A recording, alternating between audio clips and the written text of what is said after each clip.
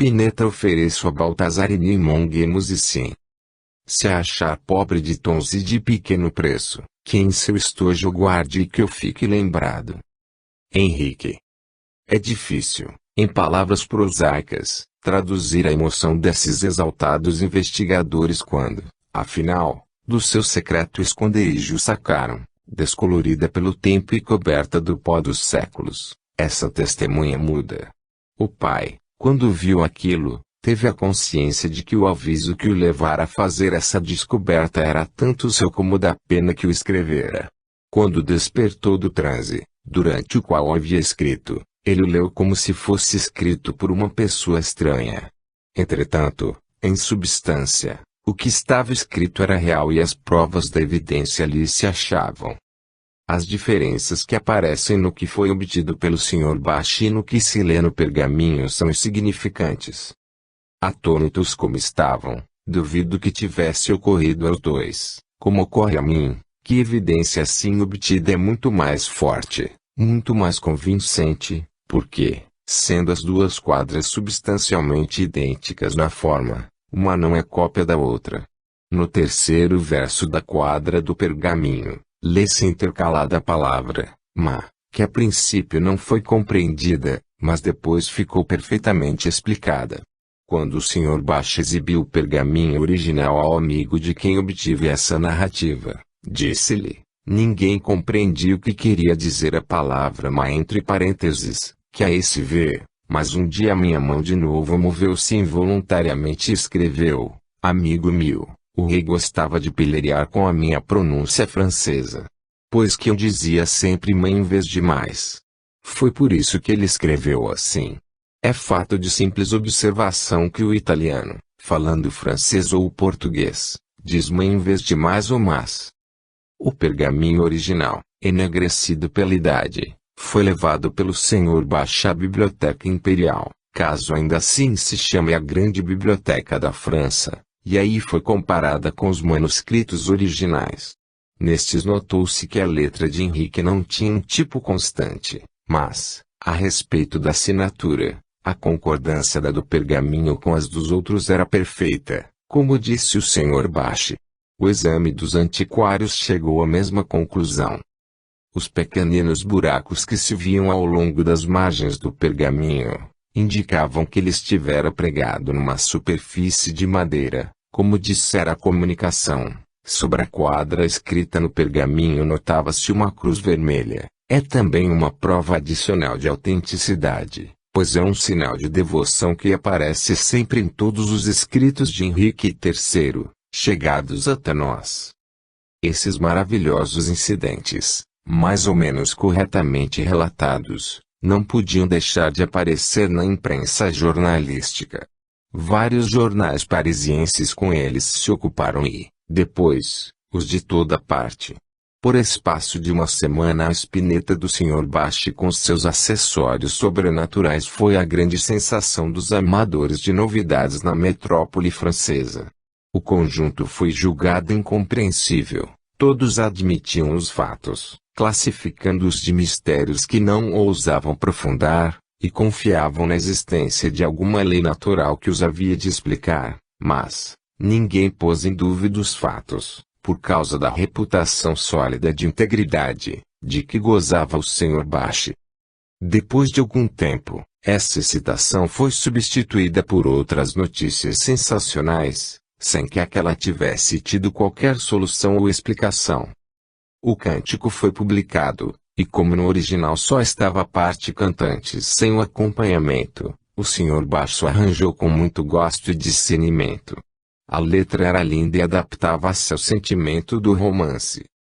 Esses versos encerram duas alusões especiais, uma ao seu real autor, apaixonado por uma pessoa vista na ocasião de uma caçada distante, e a outra a uma dama que terminou seus dias num claustro.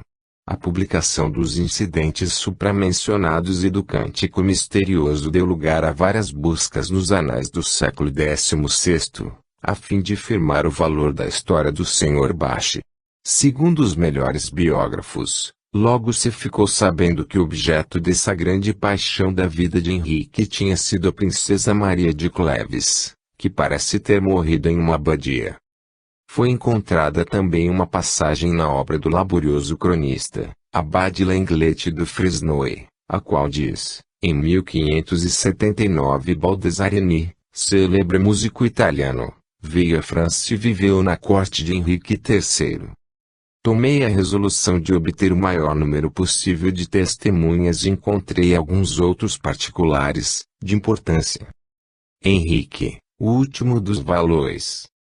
Esse filho predileto de Catarina de Médicis é mais conhecido por um grande crime de sua vida, o de ter dado seu assentimento ao massacre de São Bartolomeu, que se efetuou por instigação de sua mãe e por ordem de seu irmão mais velho, Carlos IX, em agosto de 1572.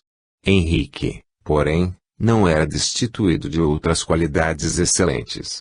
Com a idade de 19 anos, ganhou para o irmão as batalhas de Jarnac e de Monte-Contor, adquirindo uma reputação militar que lhe valeu a eleição ao trono da Polônia. Um dos mais minuciosos historiadores modernos, diz, Henrique desejava levar uma vida palaciana, dividida entre os exercícios piedosos e os prazeres da cidade, entre o retiro e ostentação própria da soberana magistratura. Era pouco inclinado a cultivar as relações dos velhos generais, dos políticos e homens de saber, preferindo a companhia dos rapazes alegres e de bela aparência, que o imitavam na irrepreensibilidade dos vestuários e no brilhantismo dos ornamentos. Isso, porém, só nos mostra uma das faces do seu caráter. Sua natureza, diz Ranke, assemelhava-se à de Sardanapalo que, nos tempos de prosperidade, se entregava enervadora à luxúria, mas, nos da adversidade tornava-se corajoso e atrevido. Suas faltas prendiam-se a essas duas qualidades. Sua falta de moralidade, inclinação aos prazeres mundanos e submissão a alguns favoritos, davam lugar a um ressentimento geral e bem fundado. Ocasionalmente, contudo, ele se elevava à altura da sua vocação, manifestando uma capacidade intelectual digna da sua elevada posição, e apesar de estar sujeito a muitas vacilações, era uma alma grandemente suscetível de boas disposições. Tal foi o monarca que, segundo o alegado no sonho do Sr. Bache, compôs o canto elegíaco acima referido. O nome da dama por quem ele chorava, ali não estava mencionado, mas, admitida a veracidade do canto, não pode restar dúvidas sobre sua personalidade. O nome de Beatriz não está mais intimamente preso à memória do Dante, nem o de Laura do Petrarca, do que o de Maria de Cleves e de Henrique III. Nenhuma história detalhada desse tempo, porém, nenhum biógrafo de Henrique, lhe faz alusão. Ele encontrou-a, quando era ainda Duque de Anjou, e pretendeu casar-se. Ela, porém, era protestante e ele católico, do sangue dos Médicis. Essa diferença de religião, insuperável aos olhos da rainha-mãe, parece ter sido o único motivo de se não ter efetuado tal casamento. Ela casou-se em julho de 1572 com o príncipe de Condé, um dos principais chefes protestantes. No ano imediato, 1573, Henrique deixou a França para subir ao trono da Polônia levando consigo, segundo Chateaubriand, o remorso do massacre de São Bartolomeu e, ainda mais forte, a dor da sua derrota no amor. Ele escreveu com sangue, diz esse historiador, uma carta a Maria de Cleves, primeira mulher de Henrique, príncipe de Condé. Carlos IX faleceu em 1574 e Henrique regressou logo da Polônia a Paris, como herdeiro do trono de França. Um mês depois de sua chegada, morreu Maria e essa morte foi-lhe um golpe tão profundo, que passou muitos dias sem comer, encerrada em uma sala forrada de preto, e quando apareceu, foi trajando roupas de luto, semeadas de figuras representando caveiras.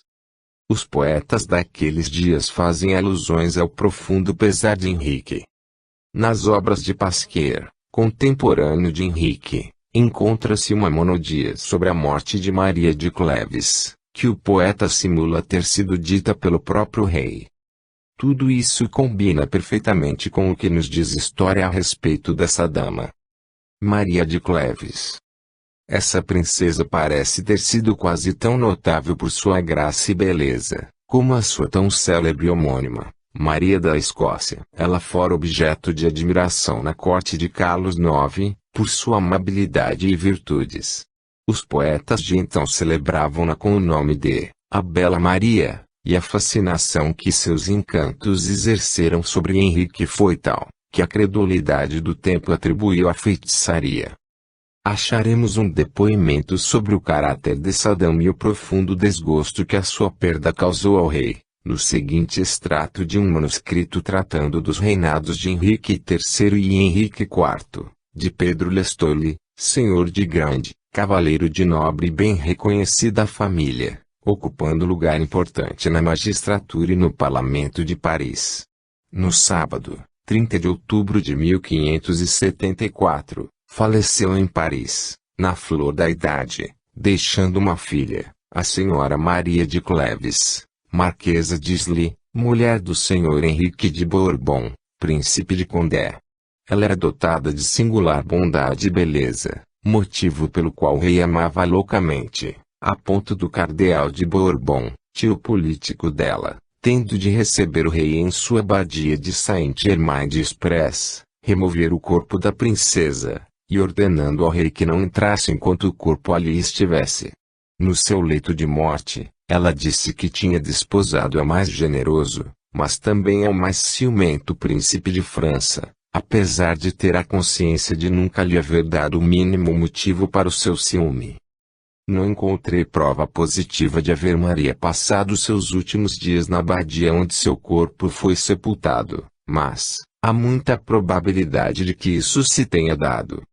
Sabemos que ela morreu em Paris e que o marido, príncipe de Condé, receando que a rainha-mãe tentasse contra sua vida, tinha, alguns meses antes, se refugiado na Alemanha, onde se conservou até fins de 1575, isto é, até um ano depois da morte de Maria. O pai dela tinha falecido muitos anos antes. O príncipe, sem dúvida, expatriando-se, confiou a mulher aos cuidados do tio, o cardeal de Bourbon. O cardeal, evidentemente, residia em sua abadia e é natural que ali recebesse a sobrinha, órfã e privada da companhia do marido. Triste devia ter sido ali a sua vida, ignorando o destino do esposo. Tudo isso coincide com a letra do canto. Digamos, agora, alguma coisa acerca do músico, cujo espírito, como dizem, se manifestou. Baltasarini. Este nome não se encontra nem na Biografia Generale, nem na Biografia Universelle.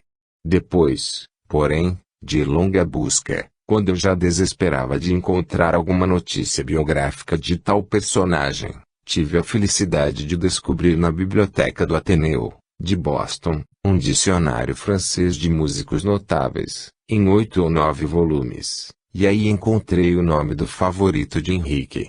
Aí se lê, Baltasarini, músico italiano, conhecido em França com o nome de Belo Alegre, Beljoiaux, foi o primeiro violinista do seu tempo. O Marechal de Brissac trouxe-o do Piemonte, em 1577, para a corte da rainha Catarina de Médicis, que o fez seu diretor de música e primeiro cavalheiro. Henrique III Graus confiou-lhe a direção das festas de palácio, cargo que lhe desempenhou sempre a contento geral. Foi o primeiro que teve a ideia de um espetáculo dramático, combinado com música e dança. Baltasarini, pois, viveu na corte de Henrique com a alcunha de Beljoiaux, o Belo Alegre. Isso combina com a dedicatória da Spinetta, escrita pelo rei, onde este o chama Gay Musicien, e com a escrita pela mão do médium, onde se lê, Tres bons musiciens. Não é possível encontrar-se uma prova mais forte de autenticidade, do que nesses pequenos incidentes. Que diremos agora da história contada ao Sr. Bache? Os documentos que reuni, foram para mim obtidos por um inglês amigo, residente em Paris, a quem nunca terei expressões para patentear, como desejo, A minha gratidão por sua desinteressada e infatigável benevolência e cujo nome muito desejaria tornar conhecido. Esse amigo, tendo travado relações com o Sr. Bache, dele obteve pessoalmente todas as particularidades, confirmadas pelas publicações jornalísticas e pelos documentos que hoje possuo, como fotografias fornecidas pela obsequiosidade do Sr. Bache, acompanhadas do certificado abaixo e do facsímile da música original. É um facsímile correto, da folha de papel de música que encontrei no meu leito, na manhã de 5 de maio de 1865. O canto e a letra são exatamente os que ouvira em sonho. N.G. Bache. Em aditamento, o Sr. Bache, respondendo a uma sugestão minha, que muitos talvez julguem importuna, fez-me o favor de me escrever uma carta com data de 23 de março de 1867, na qual diz: atesto a existência do pergaminho que ainda se acha em meu poder, contendo verso composto pelo rei dirigido ao célebre músico Baltasarini, e que foi encontrado em uma fenda secreta da espineta que o rei lhe dera, bem assim, que a comunicação anunciando a existência desse pergaminho e o local em que se achava, é rigorosamente real. Acrescento que as fotografias da espineta e do pergaminho, bem como a reprodução do autógrafo da música e da letra, foram executados com cuidado e são perfeitamente exatos. Tal é o caso, com todos os seus importantes pormenores. Cabe ao leitor decidir se em tais circunstâncias a suposição de impostura é admissível. Qual móvel?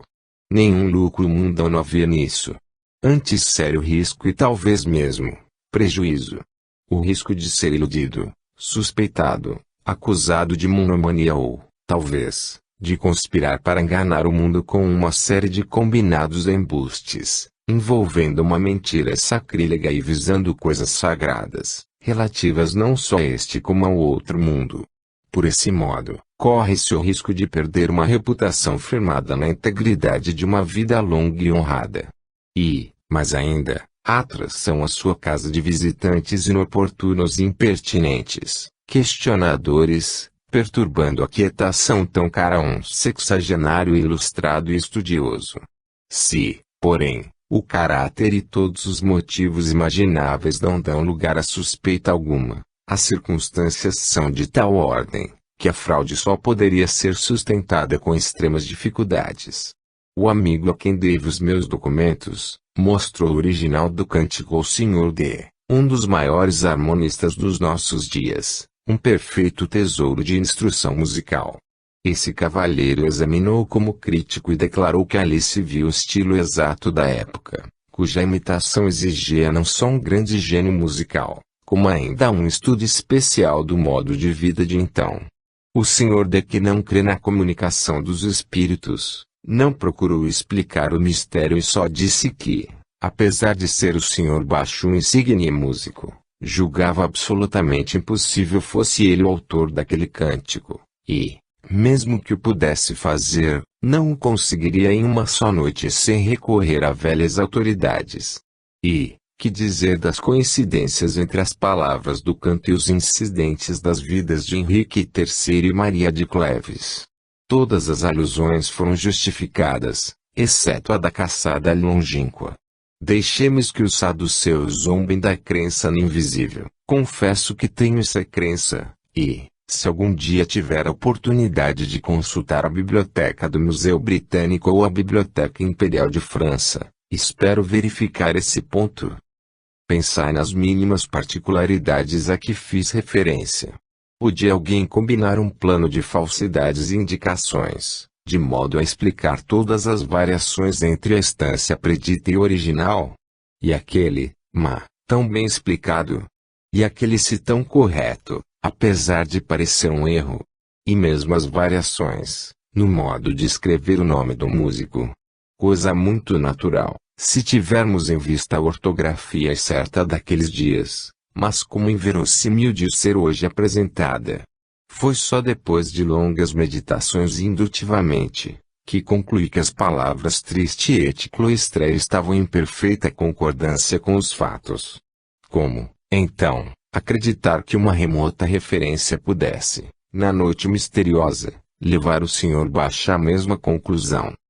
Ainda mais, se a comunicação indicando o esconderijo do pergaminho foi uma invenção, então já o Sr. Bash o havia encontrado, sem indicação alguma, antes de expor a Spinetta no museu retrospectivo. Mas, estará nos limites do provável, o fato da surpreendente descoberta de um tão interessante documento ter sido calculadamente escondido por alguém, de ser a Spinetta, sob um falso pretexto, exposta no museu e depois se apresentar a comunicação forjada como motivo para mandá-la buscar e nela proceder-se a um pretenso exame. Não creio que o leitor desapaixonado aceite tão chocantes improbabilidades, e, se as não aceita, que interessantes sugestões, em relação às comunicações espirituais e à identidade dos espíritos, se encerram na simples história da Spinetta do Sr. Bash. Capítulo 3. Manifestação espontânea de um espírito elevado. Há mais de 40 anos que faleceu uma jovem inglesa, a quem eu votara íntima amizade. Ela possuía todas as prendas da mais apurada educação, falava corretamente o francês e o italiano, havia viajado pela Europa, entrando em relações com muitas pessoas distintas, do seu tempo. A natureza e a fortuna haviam-na favorecido, era amável e perfeita, muito amorosa, simples e de um temperamento delicado e espiritual. Chamava-se Violeta. Quando, 25 anos depois de sua morte, comecei a estudar o espiritismo, veio-me o pensamento de que, se era permitido comunicar-se conosco, aqueles que na vida nos estimaram, o espírito Violeta, antes do outro qualquer, havia de manifestar-se a mim. Nunca, porém, evoquei um determinado espírito, julgando o melhor e mais acertado deixar que viesse quando pudessem e quisessem. Passaram-se meses sem receber o que esperava e acreditava de toda a possibilidade. Dificilmente poderei fazer com que o leitor compreenda a minha surpresa e emoção no dia em que, em sessão de 13 de outubro de 1856, em Nápoles, ocorreu, presentes a Sra. e eu, o seguinte: o cumprimento de uma promessa. O nome de Violeta nos foi soletrado. Passado o meu sobressalto, perguntei mentalmente com que fim era anunciado esse nome de tão grata lembrança. A resposta foi: cumprir pro. Os golpezinhos cessaram, apesar dos repetidos pedidos para prosseguirem. Depois, perguntei se as letras P, R, U, significavam alguma coisa determinada. A resposta foi negativa. Perguntei se a palavra cumprir tinha sido bem apanhada e a resposta foi afirmativa. Então, disse, dá-nos de novo o que vinha depois de cumprir, e veio a resposta: cumprir uma promessa escrita para me fazer lembrada, mesmo depois da morte. Julgo que nenhum ser humano, salvo aqueles que como eu são inesperadamente levados a quase penetrar rios domínios do outro mundo e de seus habitantes, pode experimentar o que senti ao receber essa comunicação. Ela me trazia uma recordação da minha mocidade, veio me fazer lembrar uma carta que Violeta, receando morte próxima, me havia escrito, contendo as mesmas palavras da promessa que nesse momento, depois da metade da duração de uma vida vinha cumprir. Isso que para mim é tão evidente, pode não ser para outros, mas, conservo ainda essa carta, de mim só conhecida e que nunca mostrei a pessoa alguma. Como poderia eu prever, quando pela primeira vez li essa carta, que depois de um quarto de século e em região tão distante, a autora me participava que vinha cumprir a sua promessa. Poucos dias depois, na sessão de 18 de outubro, anunciando-se o mesmo espírito, obtive, a várias perguntas mentais por mim feitas, respostas caracterizadas por uma conexão e exatidão idênticas à supramencionada, sendo os objetos dessas perguntas de um caráter privado e as verdadeiras respostas só por mim conhecidas. Não houve um só engano e, no correr dessas respostas, foram alusões a circunstâncias que, creio, ninguém senão eu, podia conhecer.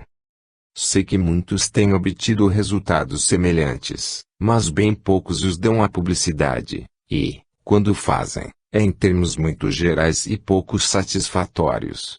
É necessário, em tais casos, que, como um motor excitante, vença sua relutância um desejo ardente de servir à verdade, de fornecer um testemunho importante, de vital interesse para a humanidade. Examinemos o que aí se passa. Os resultados obtidos não são devidos, de modo algum, a uma atenção expectante, que muita gente admite como causa de tais fenômenos. Então procurávamos obter algumas das provas físicas que sabíamos terem outros conseguido, tais como movimentos sem contacto, escritura por mãos ocultas, exibição de mãos e outras semelhantes, quando nos veio uma coisa totalmente inesperada por mim e certamente pela assistência, quando nos apareceu um nome que não vinha certamente como resposta a qualquer pensamento, desejo ou esperança da minha parte, atestados pela minha consciência, ou, tanto quanto me é possível imaginar, oriundos de outro assistente. Todos eles ignoravam o conteúdo e mesmo a existência da carta. Nenhum deles sabia o que mentalmente eu havia perguntado. Para mim, toda influência mundana estava daí banida. Como prova adicional, afirmo que a minha expectação também não agiu no caso. Quando, na primeira tentativa para responder à minha pergunta, soletraram em parte a resposta, cumprir pro, me acudiu logo o pensamento de que a palavra incompleta podia ser promessa. E isso me sugeriu a ideia da solene promessa que Violeta me havia feito tantos anos antes. Mas, que aconteceu? A resposta negativa, dada a minha pergunta acerca do modo por que interpretava a palavra incompleta pror, foi para mim uma surpresa e um desapontamento. Cresceu a surpresa quando conheci, pela correção pedida, que o fim único da emenda era dar à resposta um sentimento mais completo e definido. Tão definido, certamente, como não o teria sido mais, se o próprio documento ali fosse apresentado. Em tais condições, não é concebível que a minha inteligência ou qualquer intento meu tenham, de qualquer modo, concorrido para o resultado obtido. Se, mão espiritual se tivesse tornado visível e tivesse escrito as 3 letras omitindo na resposta a palavra, escrita, certamente o fato seria mais admirável, dar-nos-ia uma evidência mais perfeita da intervenção, em tudo isso, de uma vontade oculta, de uma intenção que não era a minha. E, se não procedia da terra, a que outra origem, a não ser o mundo dos espíritos, poderemos atribuir racionalmente essa influência oculta? Isso, porém, não foi mais que o começo das numerosas provas que no decurso de muitos anos obtive, dando-me a certeza da sobrevivência e identidade de um espírito amigo. Isso sucedeu principalmente depois do meu regresso de Nápoles aos Estados Unidos, em 1859. Prova fornecida por uma pessoa estranha, residente à distância de 500 milhas. 5 ou 6 semanas depois da publicação do meu livro Footfalls, já referido, em fevereiro de 1860, meu editor apresentou-me um cavalheiro que acabava de chegar de Ohio, e que me informou haver sido o meu livro muito bem aceito naquele estado, acrescentando que eu, com o fim de aumentar-lhe a circulação, devia remeter um exemplar à senhora B., residente em Cleveland, proprietária de uma livraria editora de um jornal. Ela se interessa muito por esses assuntos, disse-me ele, e creio que é médium. Eu nunca tinha ouvido falar dessa senhora, mas remeti-lhe um exemplar do livro, com uma nota pedindo-lhe que o aceitasse. A resposta veio com data de 14 de fevereiro. Em sua carta, depois de alguns detalhes sobre a matéria, a outra manifestava sua grande satisfação pelo que tinha lido no livro, no capítulo epigrafado, A Transformação na Morte, e acrescentava, sou o que chama um médium vidente. Quando li esse capítulo, apresentou-se-me um espírito de mulher, para mim totalmente desconhecida e que me disse ter sido quem vos havia guiado, procurando convencer-vos da imortalidade da alma. Depois, A senhora B fez-me a descrição pessoal da aparição, e mencionando a cor do cabelo e dos olhos, a complexão, etc., tudo correspondendo exatamente aos sinais de Violeta. Ela acrescentou, ainda, que um negociante de Cleveland, então presente e sensitivo, apesar de não ser nem querer ser reconhecido como tal, lhe dissera: hoje tendes um novo visitante espiritual, uma dama. Ela diz ter sido relacionada com a senhora D, dama inglesa já falecida, que a senhora B havia conhecido, se não pessoalmente, ao menos por sua reputação literária. Ora, essa senhora D era uma irmã de Violeta. Na minha resposta, que particularmente tocava na questão, não fiz alusão alguma à descrição pessoal que me havia remetido, nem ao que dissera acerca da senhora D com o fito de obter prova mais completa possível. Abstive-me de avançar qualquer coisa que pudesse levar a senhora B a supor que eu conhecia aquela que lhe tinha aparecido. Dirigi-lhe algumas palavras a fim de fazer com que ela buscasse conhecer o nome do espírito, ou particularidades que determinassem sua identidade, acrescentando que isso me seria muito grato. Em resposta, recebi 2 cartas com as datas de 27 de fevereiro e 5 de abril, nas quais vinham consignados o nome de batismo do espírito, o fato de ser uma irmã da senhora D e outras particularidades, relativas a Violeta, tudo rigorosamente conforme com a verdade. A senhora B dizia ainda ter obtido outros detalhes, mas esses lhe pareciam referir-se a um assunto de caráter tão íntimo e confidencial, que ela julgava só nos dever confiar pessoalmente, se, regressando ao Ocidente, eu passasse por Cleveland. Como tinha de sair da Europa, a serviço, dentro de 2 semanas, pedi-lhe em resposta que escrevesse sobre esses detalhes, o que ela fez em outra carta, datada de 20 de abril. Esses detalhes tinham sido, em parte, recebidos por ela própria, e, em parte, pelo negociante acima mencionado. Quando eu disse que a evidência neste caso para ninguém podia ser o que era para mim, fracamente me aproximava da verdade. O leitor, por certo, há de apreciar o sentimento de pasmo que de mim se apossara. Eu havia escrito uma breve carta tratando puramente de negócios, a uma pessoa completamente estranha, residente a 500 milhas de distância, em uma cidade que Violeta nunca viu, onde eu mesmo não me recordo de ter ido. Nada a esse podia dar do que de leve se assemelhasse a uma sugestão, leitura de pensamento ou outra relação magnética. Igualmente, nada podia despertar na mente de um editor e de um negociante de Cleveland a ideia de uma jovem desconhecida, falecida a muitas milhas desse ponto, no outro hemisfério. Apesar disso, me vem dessas pessoas de tão longe, espontânea e inesperadamente, como visita do céu, a descrição pessoal do tipo de Violeta, juntamente com seu nome de batismo e o grau de parentesco com uma pessoa a quem ela se referira em sua comunicação. E tudo sem eu ter fornecido a mínima informação.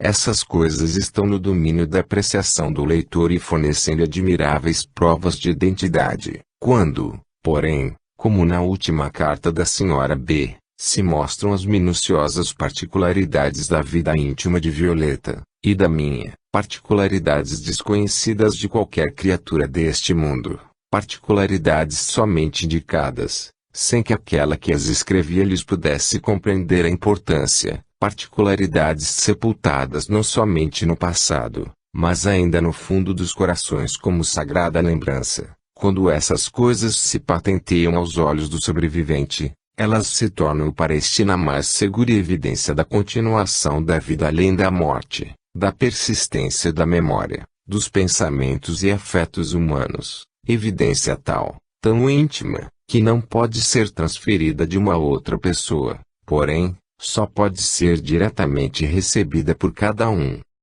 Nenhuma dúvida pode haver sobre o modo por que o fato se deu. A senhora B possui o dom de ver os espíritos, segundo a expressão de São Paulo, e ao tempo em que se produziu a aparição, ela estava lendo com prazer o capítulo sobre a transformação da morte, no qual eu externar o que tinha de mais forte e profundo em minhas convicções religiosas. Parece estar aí a causa da atração, pois foi durante a apreciação dessa parte do meu trabalho que Violeta, pela primeira vez, se lhe manifestou. Será inadmissível essa explicação? Será irracional atribuir tão pequeno motivo à inesperada visita do espírito? Chegou, contudo, ao meu conhecimento, um ano antes, um caso análogo, perfeitamente autenticado. A aparição de uma noiva. Em outubro de 1854 meu pai fez uma visita à senhorita A, jovem do seu conhecimento residente perto de Londres, e cujas faculdades mediúnicas, apesar de só conhecidas no círculo privado dos seus amigos, eram de uma ordem elevada. Ela via habitualmente os espíritos, desde a sua meninice, alguns anos antes da fase inicial do espiritismo. Além dessa, várias outras espécies de manifestações se produziam em sua presença. Meu pai encontrou um tanto indisposta, recostada no sofá e entretida com a leitura de um livro. Deixou o livro, quis levantar-se, mas ele rogou-lhe que se conservasse ali, declarando que vinha com a esperança da oportunidade de examinar alguns fenômenos espíritas. Assentou-se só, junto à mesa, não longe do sofá, a fim de ver se obteria o fenômeno dos golpezinhos. Depois de algum tempo eles foram ouvidos, sem que ela tocasse na mesa. Então, empenhou-se o seguinte diálogo: notai a presença de algum espírito? Perguntou meu pai. Sim. Vejo de uma jovem. Podeis saber o nome? Não, ela nunca me quis dizer, apesar de veia sempre que leio esse livro. E apontou para o livro. Talvez que lhe obtenhamos o nome por golpezinhos. Acrescentei. Com efeito, as letras indicadas deram o nome de Graça Fletcher, como, disse meu pai, a minha amiga de outrora. Quem foi Graça Fletcher? Perguntou a jovem. Nunca ouvi pronunciar esse nome. Não podias tê-la conhecido, retorquiu meu pai, pois é morta há 30 ou 40 anos. Conheci-a intimamente e nunca encontrei mais belo caráter, moral e intelectual. É singular, tornou a jovem, que esse espírito sempre me apareça quando leio este livro, e somente então.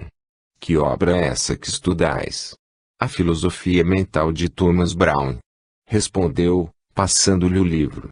Ele o recebeu, exclamando, como tudo isto é estranho. Que coincidência maravilhosa, que achais de maravilhoso?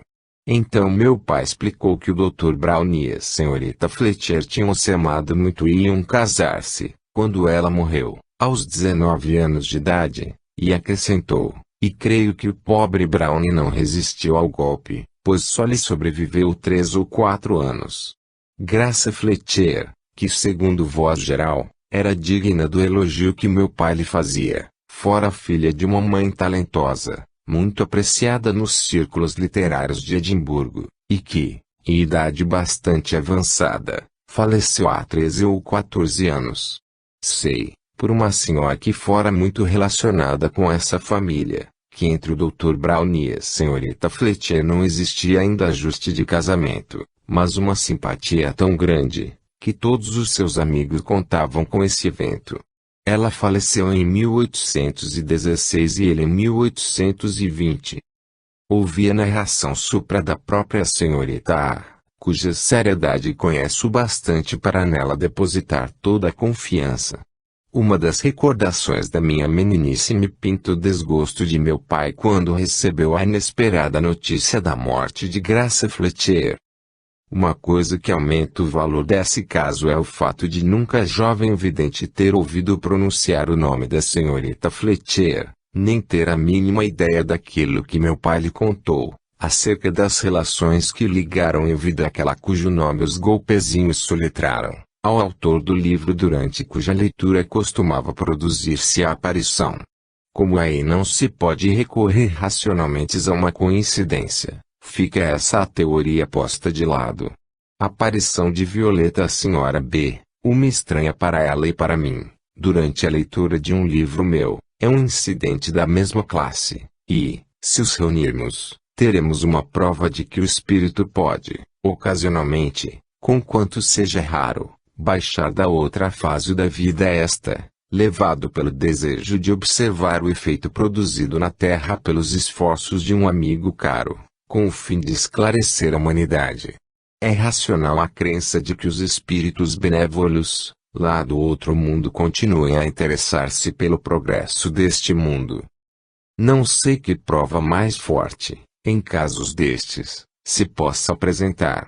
Vou, porém, juntar outras que podem fortalecer a fé do leitor. Provas originais e positivas.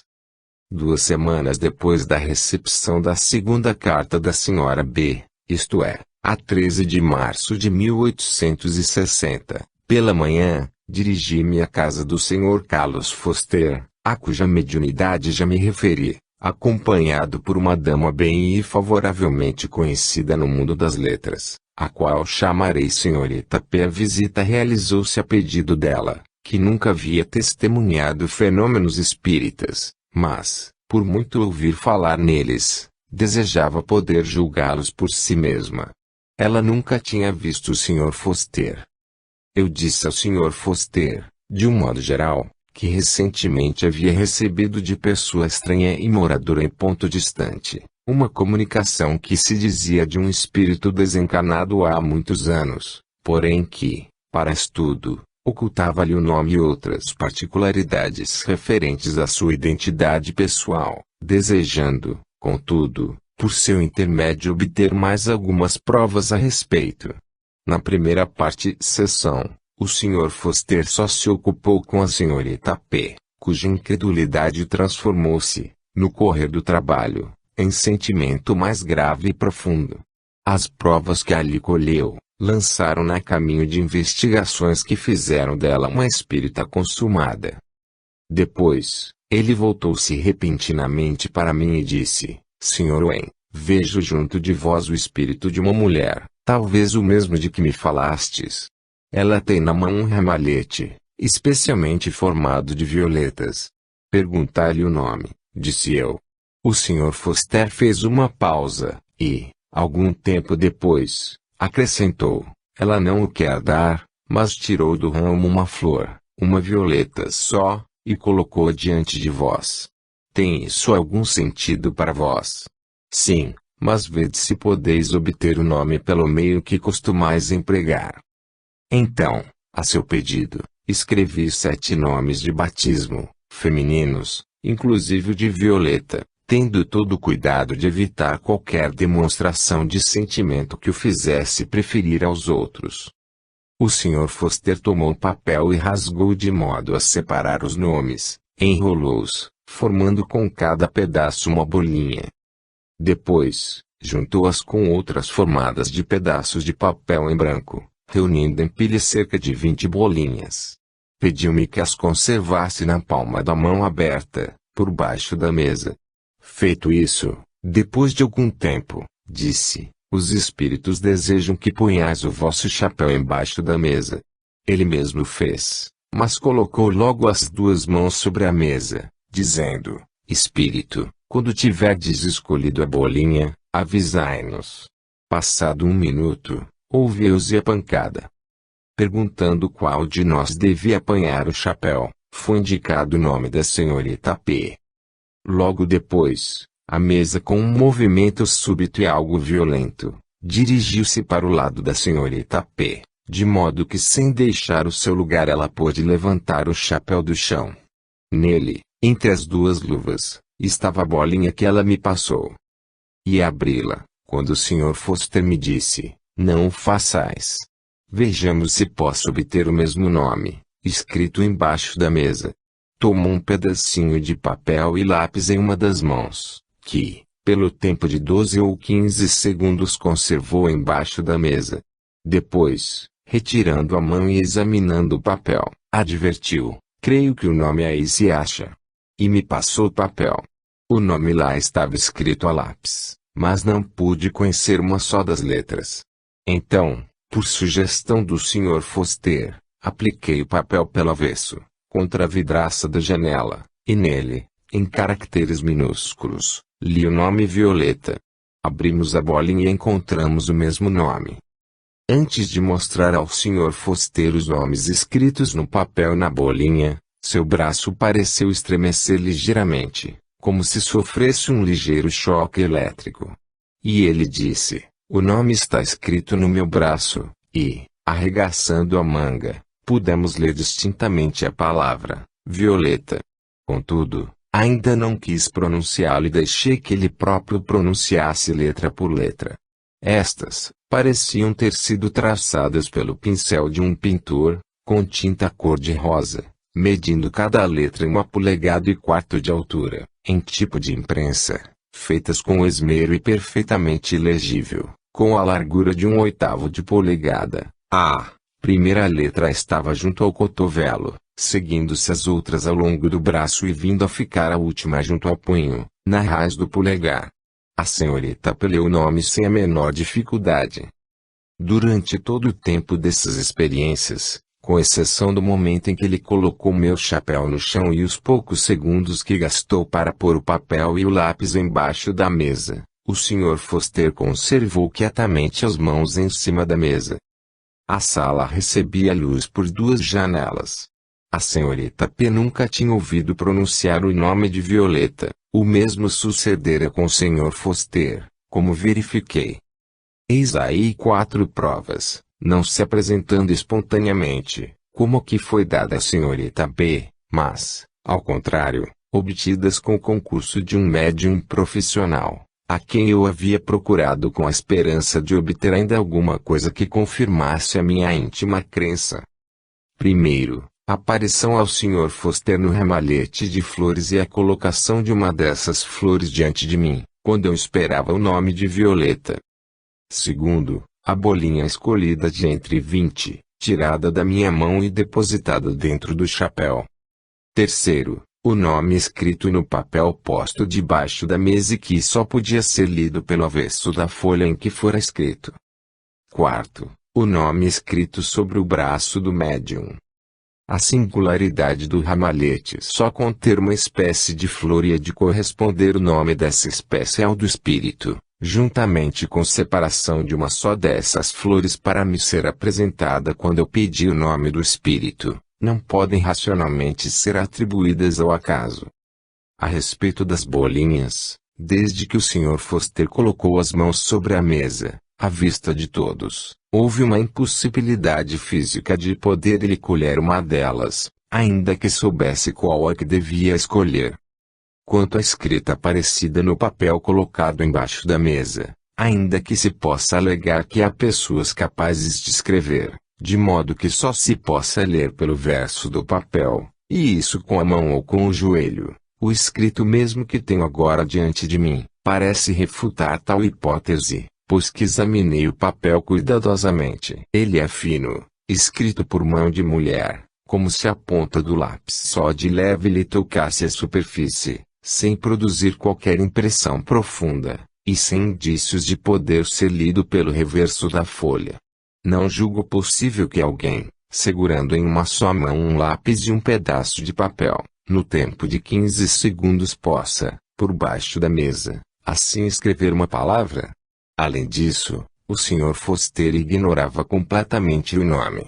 O mesmo se dá relativamente ao nome que lhe apareceu escrito no braço, ainda que com dificuldade maior, a de achar-se o braço coberto, até o momento em que o médium arregaçando a manga, nele nos fez ver o nome, tendo, até então, as mãos colocadas quietamente sobre a mesa, como todos viam e achando-se, portanto, impossibilitado de usar qualquer expediente para fazer as letras.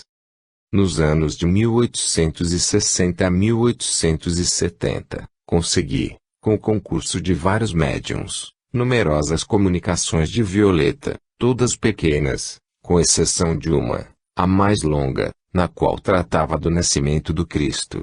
Elas eram usualmente breves e cordiais mensagens de afeto, ligeiras que sugestões sobre assuntos de ética, de filosofia ou de espiritismo.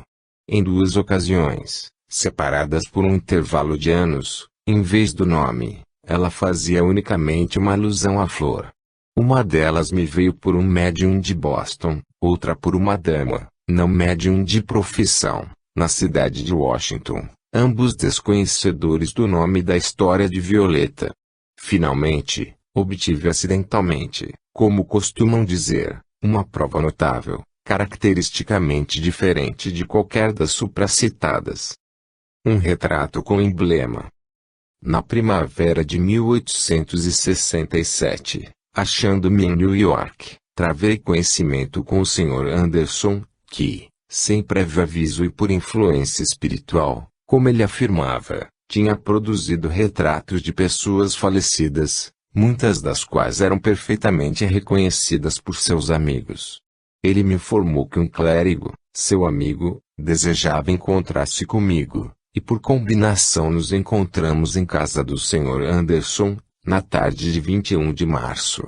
Enquanto conversávamos, o Sr. Anderson me trouxe uma folha de papel de desenho, pedindo que observasse bem o que estava em branco, dos dois lados, e que rasgasse um pedacinho de um dos cantos, para poder verificar-lhe a identidade. Tirei pedaços irregulares de dois dos cantos. Então, ele pediu-nos que notássemos a hora e fôssemos para uma sala do interior.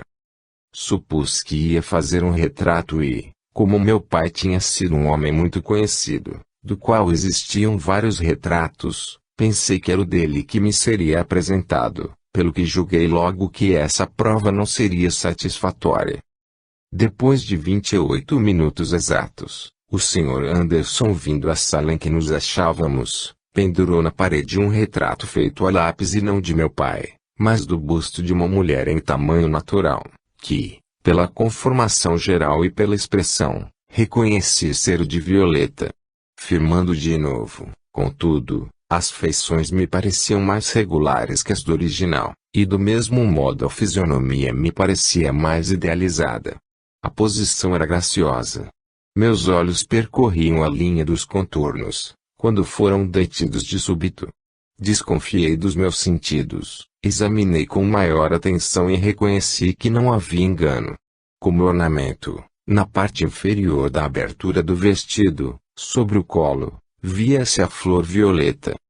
Não preciso dizer que nunca havia feito qualquer alusão a Violeta na presença do Sr. Anderson, e creio que ele disse a verdade quando me informou nunca ter ouvido falar dela. Cuidadosamente, ajustei os fragmentos que tinha rasgado dos cantos do papel e achei que a folha era a mesma que havia visto em branco, 28 minutos antes. Mostrei o retrato, dias depois, ao amigo Sr. Carpenter, um artista, sem dizer-lhe como tinha sido obtido. Ele examinou com atenção e disse, salvo pequenos senões, é belo e gracioso, assaz original. Algum artista jovem. Creio, disse eu, que ele não tem muita prática. Que tempo gastaria um bom artista para fazer um retrato como este? Isso é conforme, se ele trabalhar com vontade, poderá fazê-lo num dia, porém, no geral, consumirá 2 dias e mesmo mais. É possível que um artista comece e termine esse trabalho em meia hora. Nenhum homem será capaz de fazê-lo. Essa era também a minha opinião, no caso de o artista estar somente entregue aos seus próprios recursos, mas quis ver essa opinião confirmada por um juiz competente. Depois dessas provas de identidade acumuladas, adquiri a profunda convicção de que Violeta se me havia manifestado, cumprindo a sagrada promessa que fizera tantos anos antes, e mandando-me do outro mundo missivas de amizade e palavras de ensinamento. Não posso julgar que grau de crença essa narração, seguida de tantas provas, despertará nos outros. Parte 5ª. A prova cabal da mortalidade. Quando eles ouviam falar da ressurreição dos mortos, uns mofavam e outros diziam depois nos falarás disso. Atos 17,23. Capítulo 1. O grande artigo de fé do primeiro século. Se os mortos não ressuscitam, então Cristo não ressuscitou, e, se Cristo não ressuscitou, a vossa fé é vã. 1 aos Coríntios 15, 16. Segundo as melhores autoridades, o livro dos Atos foi escrito cerca de 30 anos depois do crucificamento. É um dos mais interessantes e instrutivos episódios da história, quando estudamos como bem poucos o fazem, sem a ilusão de arraigados preconceitos. Naquele tempo, realmente não existia o Novo Testamento.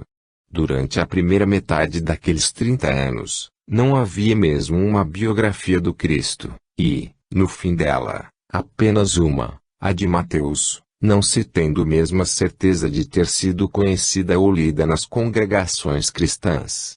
Todas as cartas apostólicas de São Paulo, com exceção unicamente da dirigida aos Tessalonicenses, foram escritas alguns anos antes de ser composto o livro dos Atos. Dá-se o mesmo com as outras epístolas, à exceção da de Tiago, que foi escrita 15 anos depois. Assim, a fé dos discípulos durante esse período se baseava somente em recordações pessoais ou nas tradições orais de recente data. É certo que então era ela muito fortalecida pelo aparecimento entre eles, daqueles dons espirituais que o Cristo havia prometido aos que nele crescem. Ela, porém, fundava-se principalmente num grande fenômeno, o aparecimento do Cristo depois da morte, a um certo número de testemunhas, das quais muitas ainda viviam. A isso, nas grandes ocasiões, os apóstolos tinham por hábito recorrer.